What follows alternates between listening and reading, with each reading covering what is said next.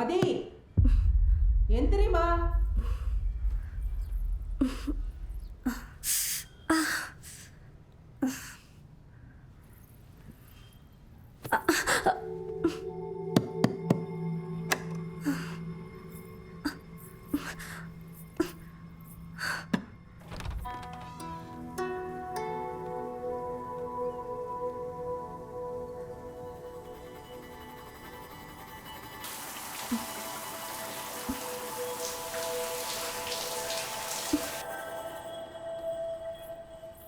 காய சின்னதாக கட் பண்ணுறா.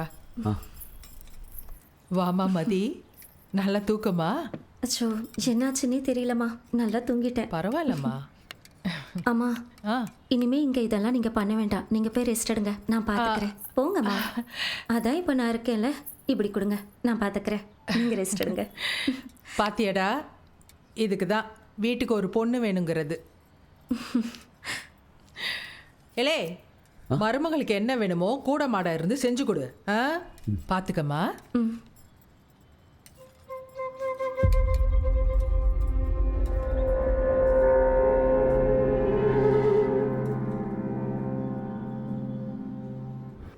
சாருக்கு ஒரு வாரம் ஆயிடுச்சுல என்ன வெளியில கூட்டிட்டு போறதுக்கு. இல்ல, இன்னைக்கு தான் கொஞ்சம் ஃப்ரீயான. மதி, அம்மா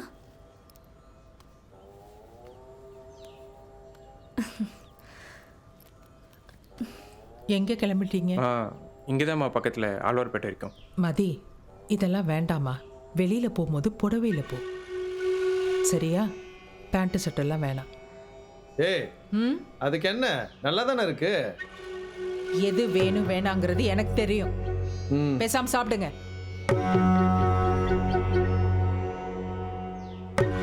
சரிம்மா.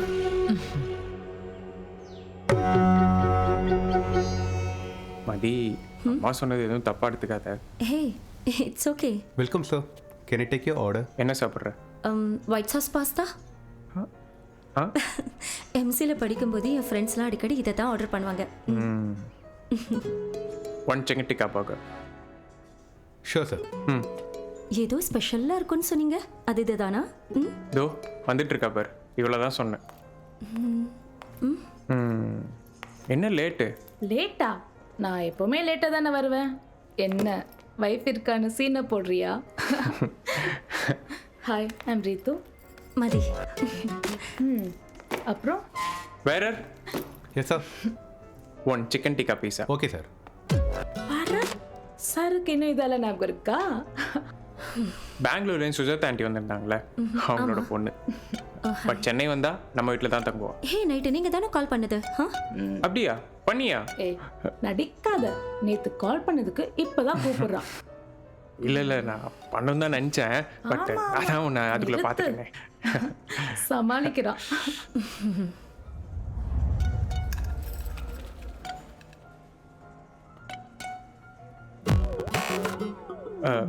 Excuse me.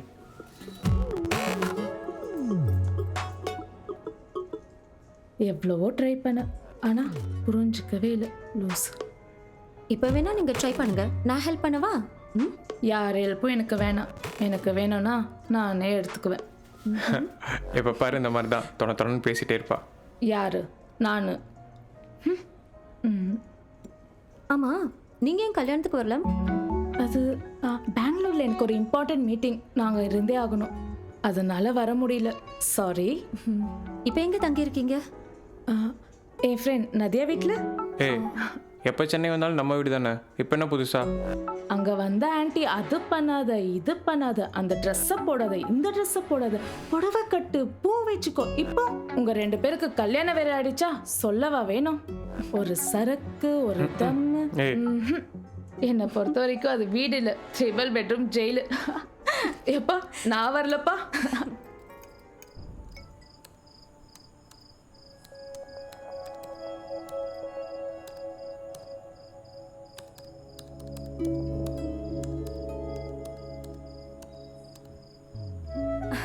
Five minutes.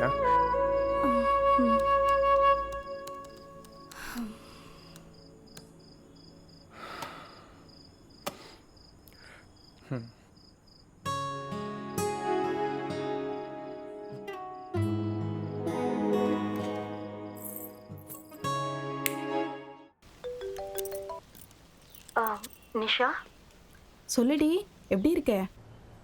நல்லா இருக்கேன். அரவிந்த் எப்படி இருக்காரு? ஹலோ மதி இருக்காரு. என்னடி கல்யாணம் ஆகி 1 மாசம் தான் ஆச்சு, அதுக்குள்ள போர் அடிச்சிட்டாரா? பார்த்துடி, வேற யாராவது கரெக்ட் பண்ணிட போறாங்க. சிவகிட்ட அரவிந்த் பத்தி ஷேர் பண்ணிக்கலாமா? அதை விடு, நீ எதுக்கு கால் பண்ண? ஹலோ மதி.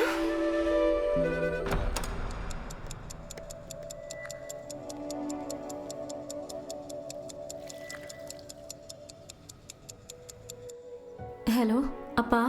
ஏம்ல தங்கம், காலையிலே ஃபோனு, மாப்பிள்ளை வந்தாச்சா? அரவிந்த் நாளைக்கு தான் வருவார். நீங்கள் எப்படி இருக்கீங்கப்பா? ஏம்ல உன் குரல டல்லாக இருக்கு, ஏதாவது பிரச்சனையா? அதெல்லாம் ஒன்றும் இல்லைப்பா. பிறகு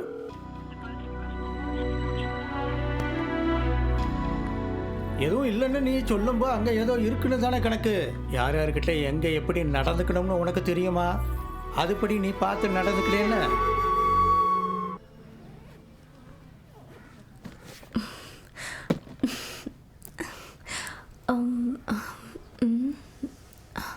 மதி, என்ன தேடுற? ஒன்றும் இல்லையே, ட்ரெஸ் எடுத்து வைக்கிறேன். நான் ஒன்றும் வாங்கிட்டு வரல. ஆமாம், அப்படியே வாங்கிட்டு வந்துட்டாலும்.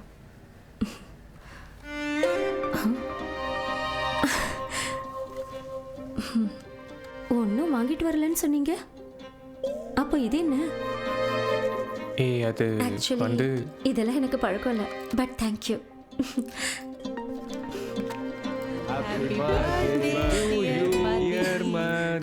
Happy birthday. Happy birthday. Happy birthday, Madhi. இந்த மாதிரி என் பர்த்டேவை நான் செலிப்ரேட் பண்ணதே இல்லை. ரொம்ப தேங்க்ஸ். தேங்க்ஸ் எல்லாம் வேணாம். கேக் வாங்கினதுக்கு உன் புருஷன் கிட்ட 1500 ரூபாய் வாங்கித்தா போதும். காசு தானே. ஏதோ ஜெயிலுன்னு சொன்னேன், லூஸு. ஆமா சொன்னேன். எனக்கு என்ன தெரியும், அவ ஆள் வந்தது என்னை அப்படியே கழட்டி விட்டுருவான்னு. அதனால தான் நானே வாலண்டியரே வந்து சரண்டர் ஆயிட்டேன். ஒரு காஃபி கிடைக்குமா? காஃபி லைட்டாக வேணுமா ஸ்ட்ராங்காக வேணுமா? ஸ்ட்ராங்கா. 1 மினிட். உனக்கு ஹெல்ப் பண்ணலான்னு வந்தேன், ஆனால் நீயே வந்துட்ட. தேங்க்ஸ்.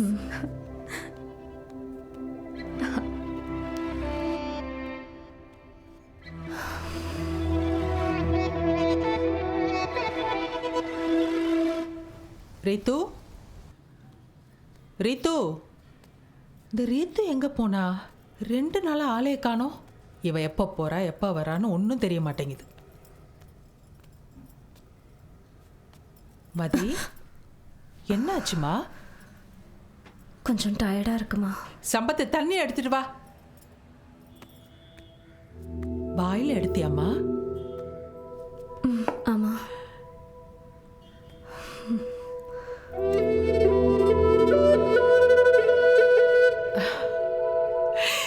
ஏ ராசாத்தி,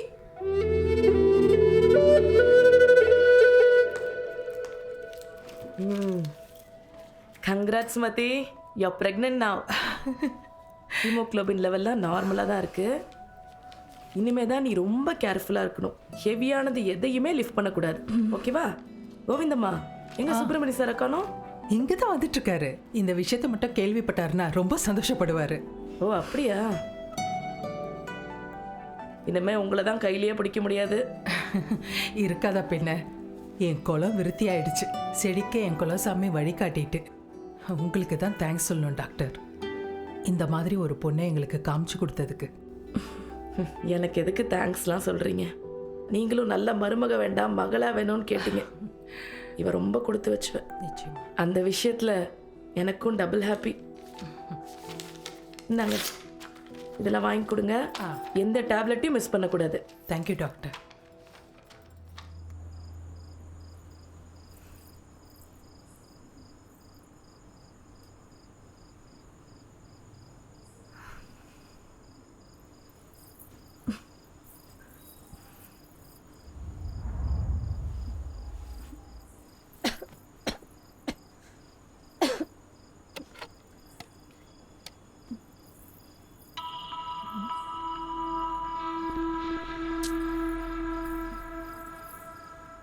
அரவிந்த் எங்க போனாரு?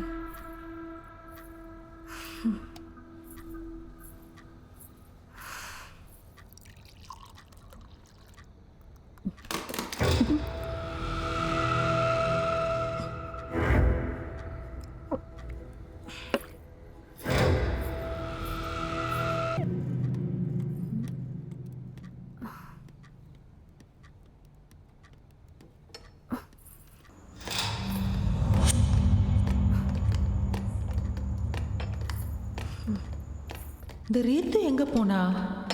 இவ எப்போ போறா எப்போ வரான்னு ஒன்றும் தெரிய மாட்டேங்குது.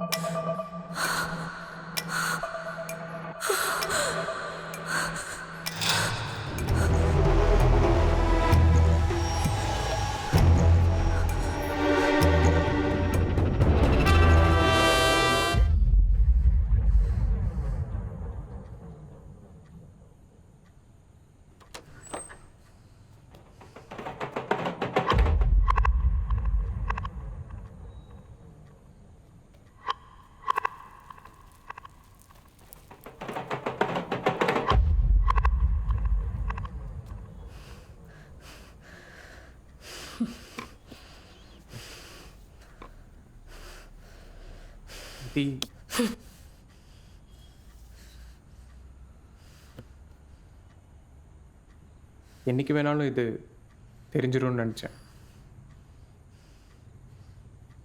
ஆனால் இவ்வளோ சீக்கிரம் நடக்கும்னு நான் எதிர்பார்க்கல.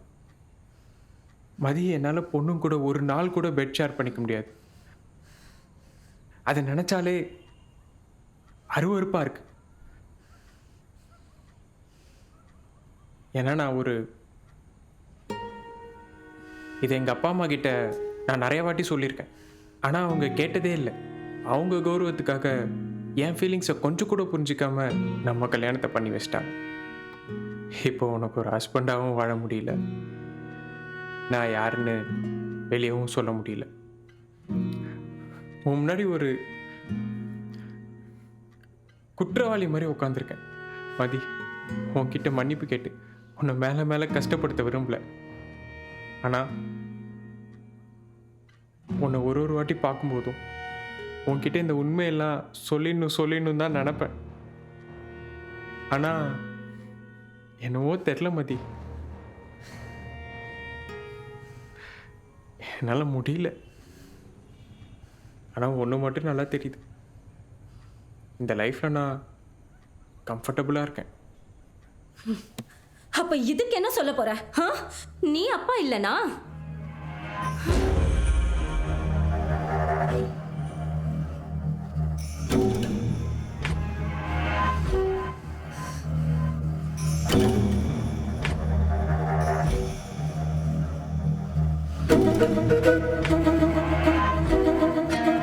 ஒன்னும் வாங்கிட்டு வரலன்னு சொன்ன. கொஞ்சம் டயர்டா இருக்குமா? சம்பத்து தண்ணி எடுத்துட்டு வா.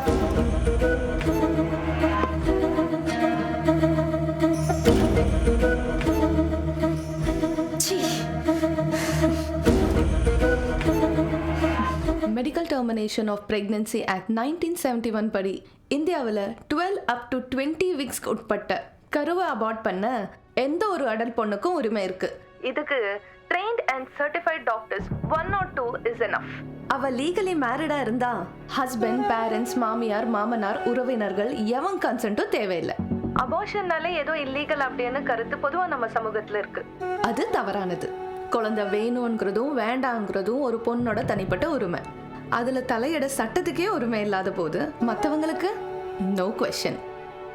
சாரிம்மா, ஏதோ உனக்கு நல்லது பண்ணுறதா நினச்சி நானே உன்னை படுகொழியில் தள்ளிட்டேன்.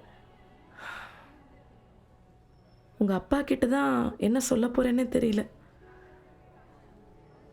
டோன்ட் வரி, நான் அட்வொகேட் கிட்ட பேசிட்டேன். லீகலாக உனக்கு எந்த ப்ராப்ளமும் இல்லை. உனக்கு என்ன நடந்தாலும் நான் கூட இருக்கேன். ஆ, இப்பதான் நீ தைரியமா இருக்கணும் மதி. Stay strong.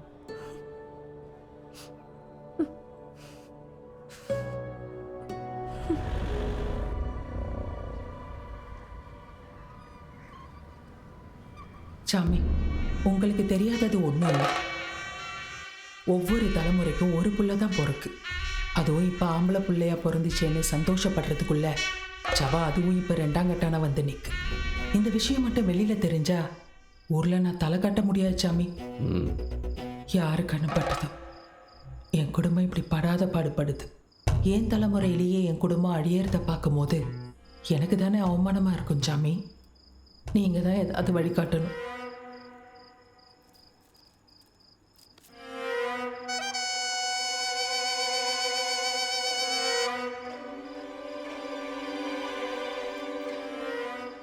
இதுக்கு ஒரு பரிகாரம் இருக்கு. ஆனால் அதுக்கு நீ பெருசாக ஒரு விலை கொடுக்க வேண்டியது இருக்கும். என்ன விலை ஆனாலும் பரவாயில்ல சாமி, உங்கள் கால் அடியில் வந்து அதெல்லாம் எதுக்கு? நான் சொல்கிறத மட்டும் பண்ணு, சரியா?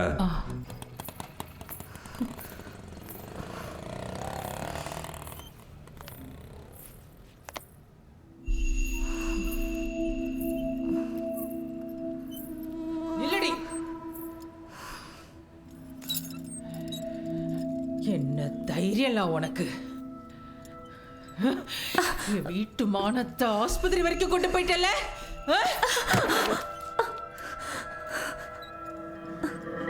ஏய், என்ன நெஞ்சழுத்தம்ல உனக்கு?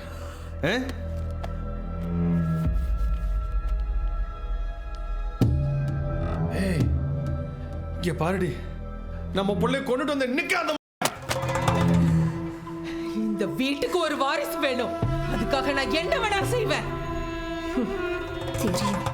அடுத்த தலைமுறைக்கு இந்த சொத்தையும் கௌரவத்தையும் கொண்டு போகணும். அதை கொடுத்துட்டு நீ நீ எங்க வேணாலும் போய் தொலை. நான் என்ன புள்ள பெத்து கொடுக்குற மிஷினா? அப்பா அம்மா இல்லாம ஒருவேளை சாப்பாடு கூட கிடைக்காம ரோட்டோரத்துல குப்பமேட்டுல நிறைய பிள்ளைங்க இருக்கிறாங்க. உங்க பணக்கார கண்ணுங்களுக்கு என்ன காமாலையா? அதுல உன்னை தத்தெடுத்துக்க வேண்டியதானே? ஒத்த புள்ள, அதுவும் உங்க ரத்தத்துல வேணும்ன்றதுக்காக என் வாழ்க்கையை சூறையாடிட்டீங்கல்ல. என்னல பெரிய வசனம்லாம் பேசுத, நாட்டுல நடக்காத மாதிரி பீத்துத. அவ பிள்ளைக்காண்டி எங்கள் அம்மா படுத்து எந்திரிச்சு வாராவ. நீ என்னல பெரிய பத்திரி மாதிரி பேசுத. ஏய், உனக்கு நானே டைவர்ஸ் வாங்கி தரேன்டி. என் பையன் ஒரு கேன்னு வெளியில போய் சொல்ல சொல்லுதியா? அப்படி சொன்னாதான் என்ன? என்ன பார்த்துட்டு நிக்கிய? பா, என்னடா அவ என்ன தப்பு பண்ணா? எல்லா தப்பு நம்ம தானே பண்ணோம். எல்லாத்துக்கும் நீ தானே காரணம்.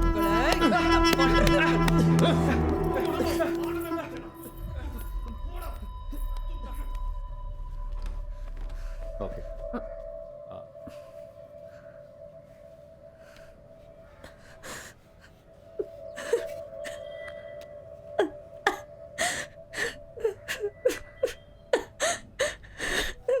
நீ எங்கே இருந்தாலும் நல்லா இருக்கணும் தங்கம். கல்யாணம் ஆகி போகிற உனக்கு ஒரு அப்பாவா இப்போ ஒரு வழியை காட்டியிருக்கேன்.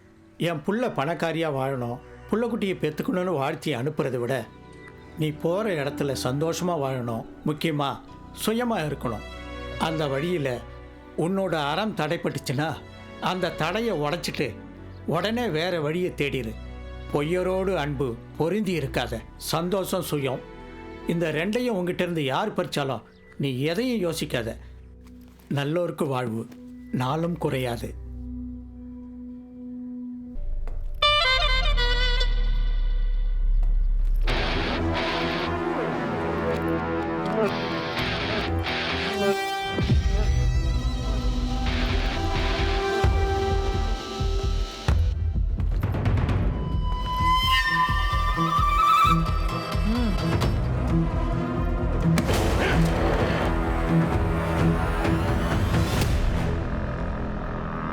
இவ்வளவு சொல்லி கேட்காம எங்கடி கிளம்பிட்ட?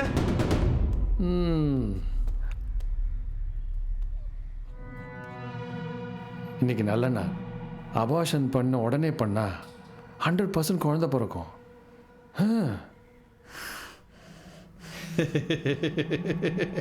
ஏன் உன் பொண்டாட்டி பெத்து கொடுக்க மாட்டாளா?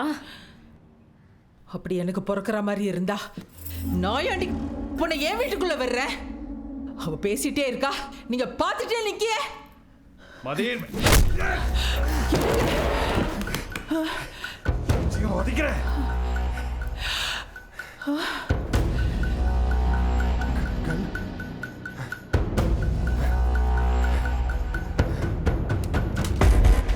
இது எப்படி வந்திருக்கோம்? ஒத்துக்கல்னா என்ன? நாட்டுல பொண்ணா இல்ல, நமக்கு தேவை ஒரு வாரிசு. என்ன திமிருல அவளுக்கு. அந்த முண்டை எப்படி இருந்தாலும் கீழே வந்துதானே ஆகணும். பாத்துக்கலாம். இவங்கெல்லாம் திருந்தவே மாட்டாங்க.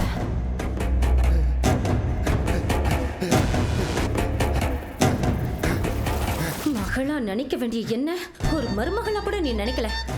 உன் புள்ள வந்து படுக்க வேண்டிய இடத்துல நீ வந்து படுப்பியா?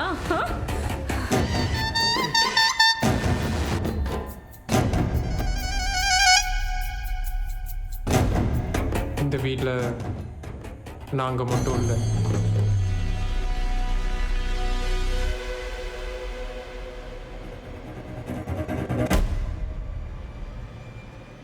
அப்படி ஒரு வாரிசு உனக்கு வேணுமா?